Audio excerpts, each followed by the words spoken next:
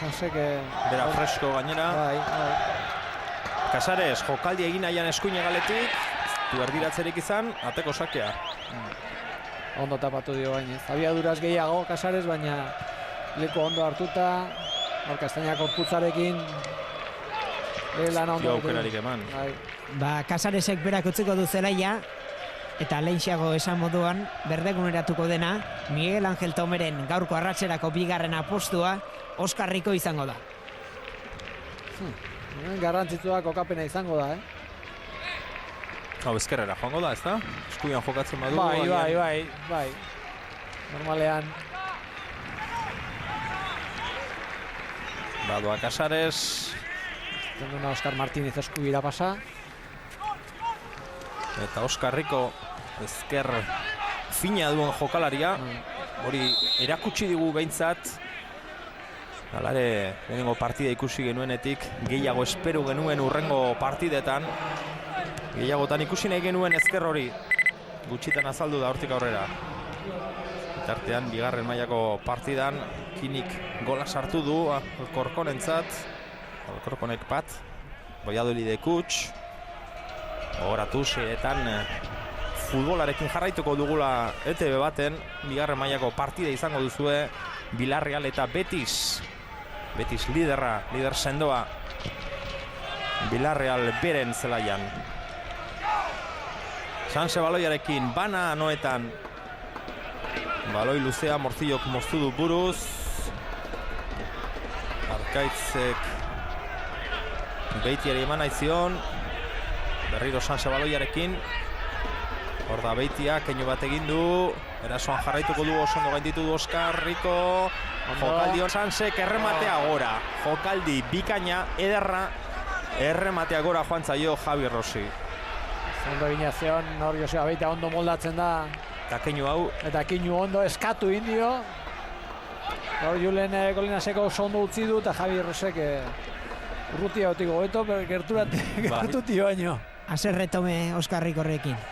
Bai, errez joan zaio, oso errez Beitia, ez du asko behar izan oraintxe zelairatu den jokalari bat gainditzeko, Bai, fresko, hori fresko. ez, horregatik handa aldaketak ze garrantzi izaten duen, ez, aldaketa erasoan egitezu bai, baina ikusita eskubikale horretatik asko sartzen naizela taldea, aldaketa arriskutsua da. Erasoan irabazten du, baina defensako lanean arazoa zituen, arazo gehiagokin jarraituko du. Bai, eta argi utzi du hor, gehiago jarraitu behar zaio, beste alegin bat egin behar da, ezin da horrutzi, area inguruan gainera. Bai, eta gero moia oso urruti baita ere, eta nik usten dut hor arazo txoa badagoela, ez. Eta honek egingo da, Sanseri arnasa emango dio, eta konfiantza gehiago emango dio, eta alderantziz besteari, pixka bat atzeratu ingo da. Bildur pixka bat sortuko du, ja, 31 minutu bigarreko zati honetan, eta, galtzen egon gera, berdindu dugu, eta, ez gezagun galdu eskoan daukaguna, Lehenengo itzulian, emaitza hau gertatu zen Mendizorrotzan, bana egin zuten Alavesek eta Sansek. Une honetan anoetan dugun emaitza bera.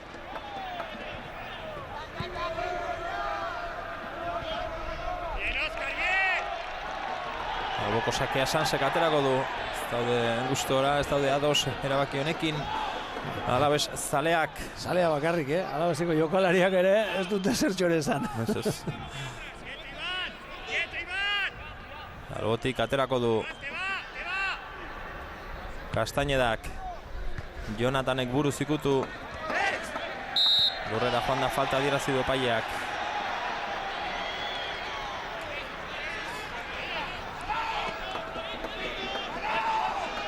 Ibon Gutierrezen falta. Atera du Sansek. Baloi luzea Jonatanen bila, honek buruz ikutu. Ikutuko aldu, Ibon Gutierrez zelai erdian.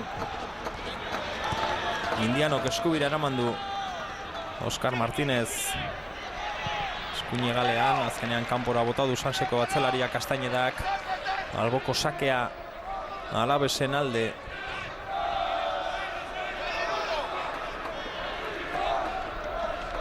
Zelaian ere alkarri lasaitasun puntu bat eskatzen Alaveseko jokalariak, nik usten dute konforme daudela puntu batekin, ikusita arazoak izan dituztera, ez arazoak ate horrean, baina bai partioa kontrolatzeko.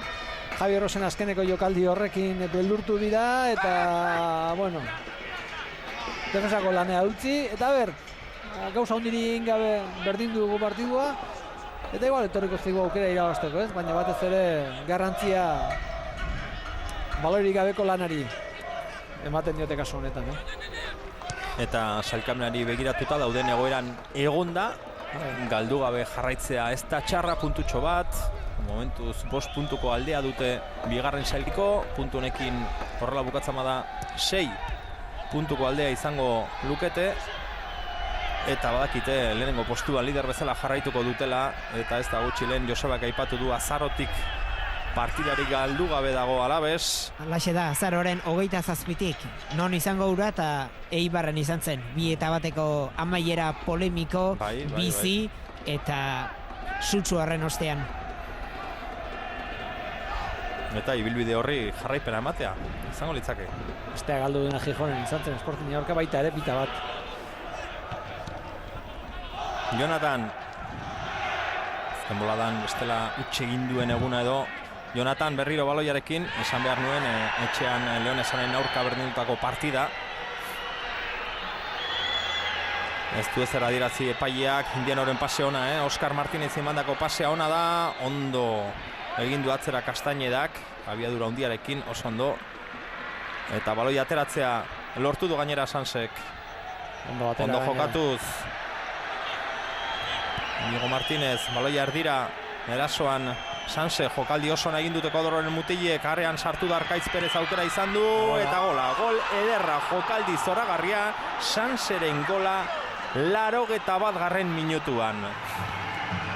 Ederra, Juanan, nola moztu duen Kastainedak, nola jokatu duen Inigo Martinezekin bat bikoa, nola egin duten, eskubira eraman dute baloia, eta Arkaitz Perez arean sartu, jaurtik eta intentzio handiarekin, oinaren kanpoaldearekin. Eta 2-batekoa. Jokaldia nun zegoen, zen pase hona sartu duen Indianok, Oscar Martínezi, indarrez Kastainedak irabazi dio, baloia urrundu ez, baloia jokatuta atera. Inigo Martínezet babiko alainekin egin du, oso ondo atera dute, ekarri dute eskubira aldea.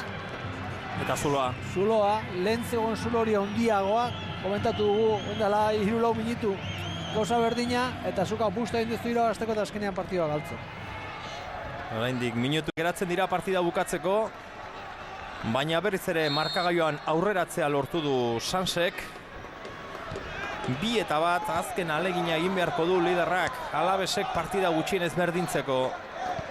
Jokaldi ona, jokaldi oso ona egin du Sansek.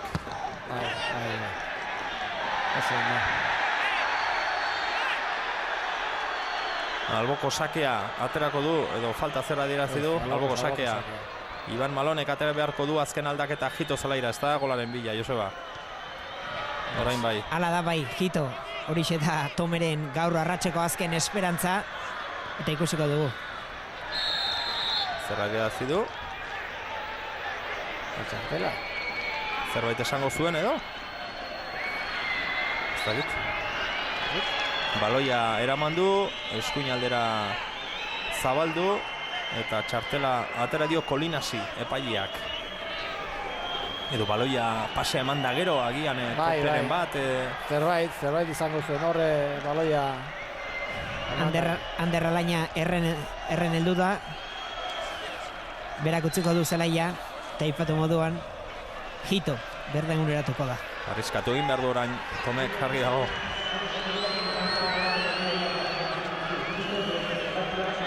Eta zalantzazko pausojearekin, utzi du Ander Alainak partidua.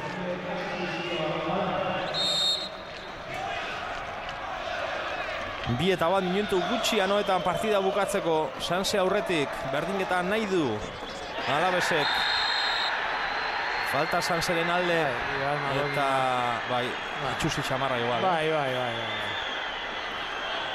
Sanseko jokalari guztia berehala joan dira. Ez da lehengo aldia olako gauzak egiten dituen aberak. Alboko sakean ere alainekin izan du arazo bat, eta pentsatzen ez dakiz zer pentsatzen duen, ez nik uste dut oso ikusia izan dela bere sarrera. Txartela ikusiko du.